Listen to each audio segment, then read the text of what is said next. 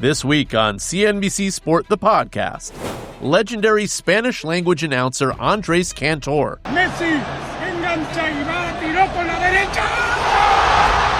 Tells me what he hopes will be the after effects of a highly popular World Cup for American soccer fans. Hopefully, the legacy of this FIFA World Cup will put more people in the MLS stadiums, will make people want to watch MLS games and their stars. And he also says FIFA's decision to overturn Folarin Balogun's red card backfired on the U.S. national team, which played worse because of it. I don't think it was fair, and I think it had a negative impact on the U.S. national team. That's coming up next on CNBC Sport, the podcast.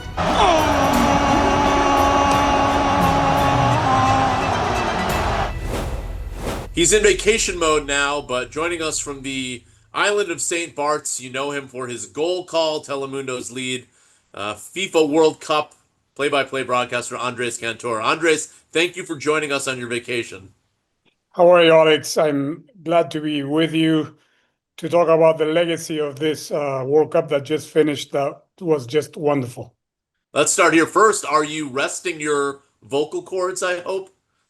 I am. I haven't spoken too much in the last week, so I'm ready to get my vocal cords ready for Premier League, which starts in 3 weeks, and everything that comes our way on Telemundo. All right, so we'll get into that in a little bit too, but let's stick on the World Cup for a little while here. I think everyone in this country, like by and large, found the entire experience to be a success, certainly in terms of viewership. What surprised you the most now that you're looking back at it? I thought it was going to be kind of crazy to have 48 teams in the World Cup for the first time. We had some debutants that were very tiny nations like Curacao, like Cape Verde, and there were wonderful stories really to be told all in all. So it surprised me that there weren't too many lopsided games, that everyone competed at its best levels. And it was a very fun and entertaining World Cup to watch in the first round and then in the knockout matches. So that was very surprising to me. How would you say the World Cup compared with other World Cups you've broadcast in terms of overall hype or attention? Well, I knew that we were going to get a lot of attention here for soccer in America. I had no doubt that this was going to be a turning point for the sport in our country, because I remember vividly what the World Cup did in 1994.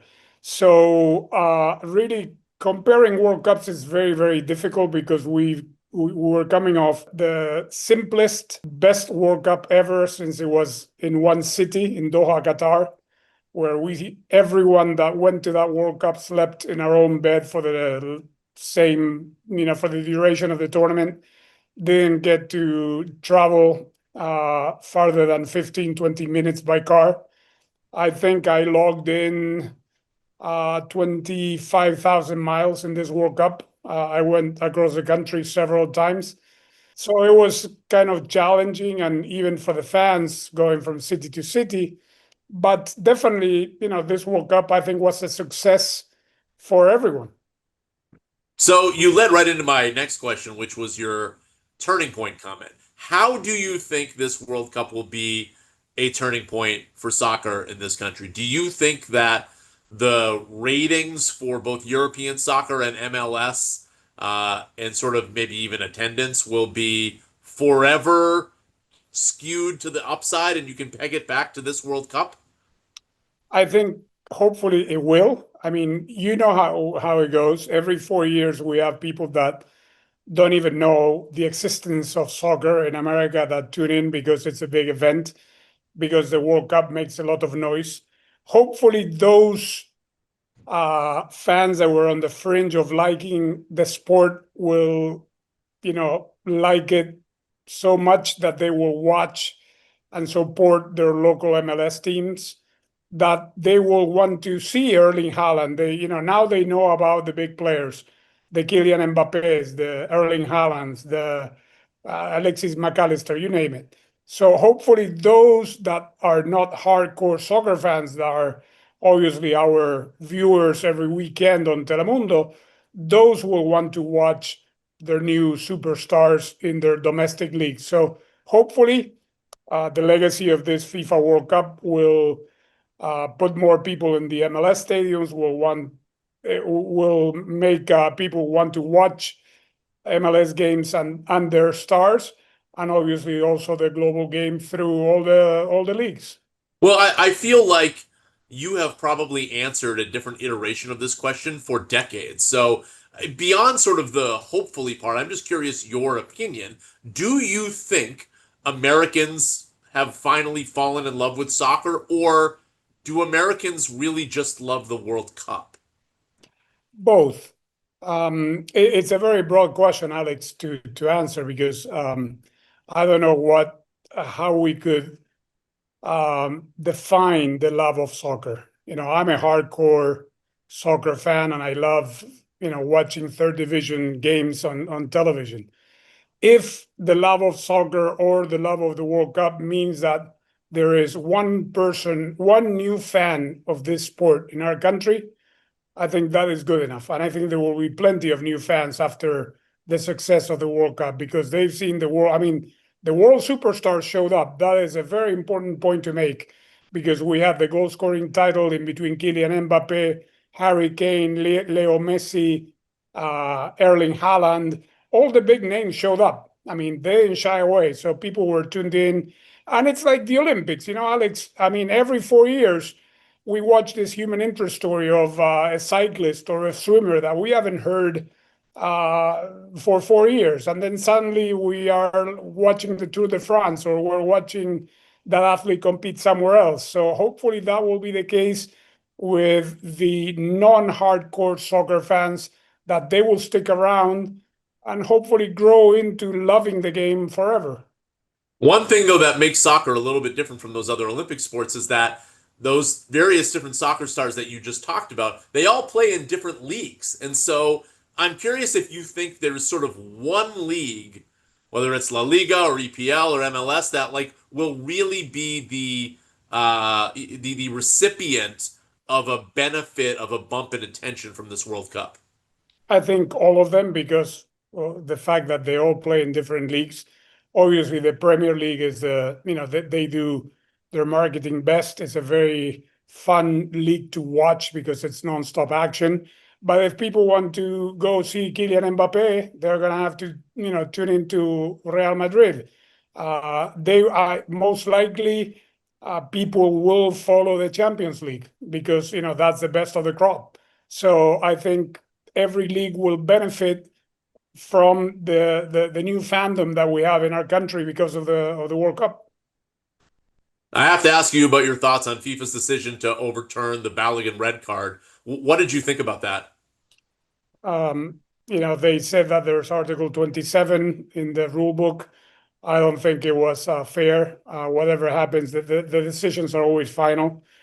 And I think it impacted the U.S. national team. I cannot think for a second that that performance they put out against Belgium was the real U.S. national team that we saw beat Paraguay handily, that beat Australia handily, and that played so well. I think it had an impact, an emotional impact, because until that match, we were the happy surprise around the world. Everyone was talking about how well Pochettino's team was playing, and then suddenly the world turned against us, and it was us against the world, not only against Belgium. And it gave Belgium the fire they needed to play their best game, because you saw what happened in their next match against Spain. They really were blown out of the match. So I think it shouldn't have happened.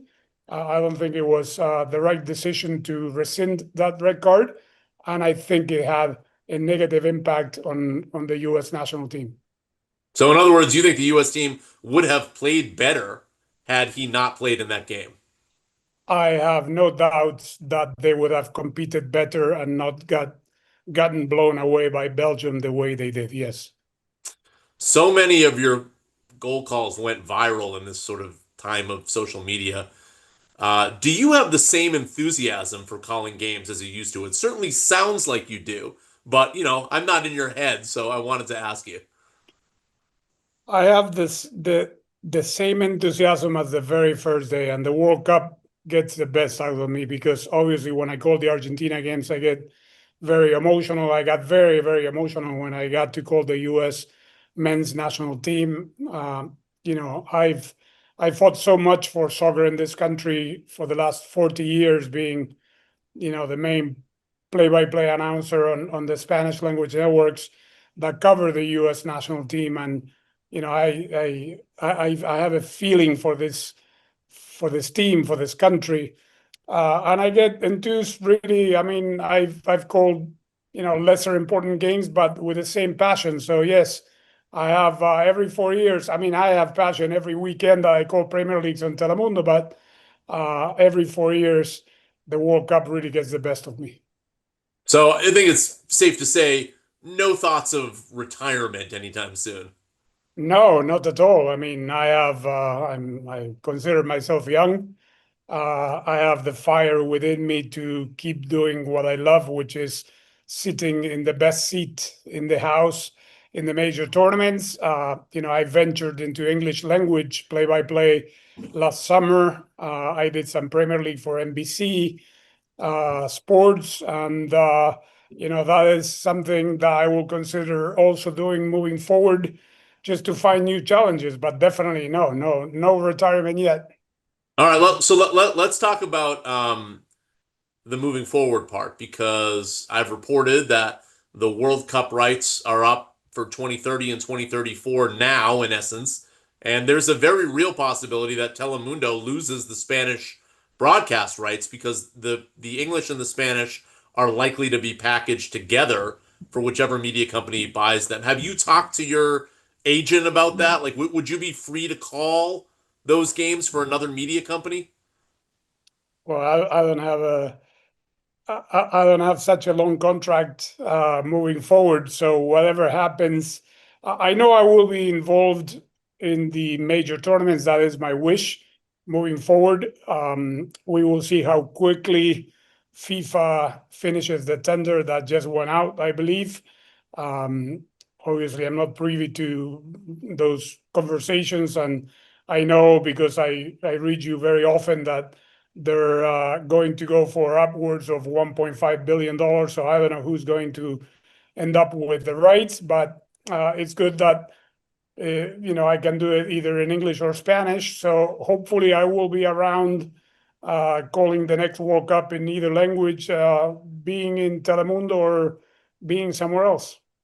You mentioned, for those that don't know, Andres is from Argentina originally, and yeah, if you've ever listened to him call a game, it's pretty obvious that he is. I'm just curious where you rank that Argentina England game compared to all of the games that you've broadcast. It was one of the most memorable, not because of my calls, obviously, but the way the game transpired. I mean, I really thought we were going out, even though Argentina started controlling. As soon as England started making all the defensive changes, I thought Argentina had a chance, but we were down in the second half 1-0. We were down, with 10 minutes to go 1-0, and then suddenly Enzo Fernandez tied it and Lautaro Martinez won it almost at the death. So coming back from a 1-0 deficit against England with all the surrounding noise around that match, that is the match that Argentina couldn't lose morally, because playing England, it's a big, big rivalry, not only in soccer terms, but because of the political background context around the Malvinas, the Falkland Islands, that obviously are always an issue. I don't know if your viewers or the viewers that were watching the World Cup, but Argentine fans sang all tournament long one of our fight songs, which is "Whoever doesn't jump is an Englishman," and you could see the stands literally jump, all the Argentines jumping up and down. So that is what this means to Argentina. So that was a very, very emotional game for me to call. Have you spoken to Lionel Messi? I assume this is his last World Cup. I assume so as well. I said I'm on record before the World Cup asking, is Messi going to adjust to playing, a secondary role in this team? Is he going to play less minutes? Are they going to manage his minutes? And obviously at 39, he showed the world that he still had enough, to be the best player in the Argentinian national team. But he's going to be 43 next World Cup around. I don't think he's going to be around. And I haven't spoken to Messi ever, other than when I Never.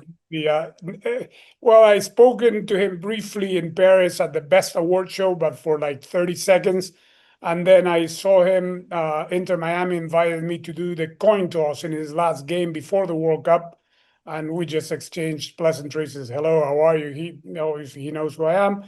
But hopefully I'll get to him soon. That is the one interview that I want to do before I retire, or before he retires. He's gonna retire before I do. FIFA President Gianni Infantino released a kind of a odd open letter, and I'm curious if you just have thoughts on it. Have you read it? Have you given a chance to see it yet? I have, Alex, and it surprised me because it's kind of uncharacteristic of the way he uses his Instagram handle. He has chronicled all the travel around the world and all the matches that he has covered and all the things that he has done for FIFA. So I think this was just a very strong message, I guess, to all the quote unquote haters of this World Cup, because there are, many things that he says there that were really bothersome during the tournament, I guess, for the FIFA organization. I really think, all in all, the organization of the World Cup was a success, but there were very sensible, points like the Iran situation, the red card that we talked about for Balogun, etc., that are also addressed by the president. That is his view, and what he is right about. And I side with him in that part of the long letter, is that soccer for 40 days united the world. That is for sure. I mean, we've seen how people mingled, and there were really, the fact that there were no incidents in the stadiums between fans and everyone had a good time. That is really what is the best part about this World Cup. The rest, it's his opinion. He's defending obviously his organization, which again I think did a terrific job in hosting the World Cup, both the US, Mexico, and Canada. But it did surprise me that he went out with an open letter like this, using his IG handle, which he doesn't use for this type of messages, not without him verbally saying so. Yeah, the reason that I qualified it as odd is that I didn't sense that there were a lot of outside haters for this World Cup. In fact, I think the vibes in this country coming in were fairly low. Like I think a lot of people wondered if this was actually going to be a success, and the New York Knicks were just coming off the finals victory, and that kind of galvanized the sports world. And I don't know. My sense of the matter was this surpassed anybody's expectations. So I thought it was a little unusual to see that out there because I just didn't know that there was a loud chorus of criticism around the World Cup. Well, there is obviously a loud chorus of criticism around a couple of things that happened, and he addresses it in his post. But I don't know if it warranted. I'm with you. I don't know if it warranted, such a strong message, which again, to me, is uncharacteristic of him not being on camera saying so, because at the end of the day, he's a very, very astute and very good politician. But coming out with this message, in written form, surprised me, and I guess he wanted to vent his feelings out to all those that did criticize, those negative aspects of the World Cup. But all in all, I really think it was, like you say, Alex, a wonderful World Cup, and the perception of the world was just great. All right, before we let you go, Andres, can you give us a goal call? Are your vocal cords rested? Oh, they're rested now. Okay, you're gonna score the goal. Yeah.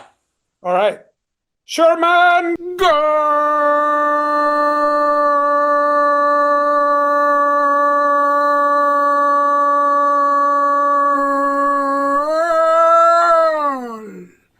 That's fantastic.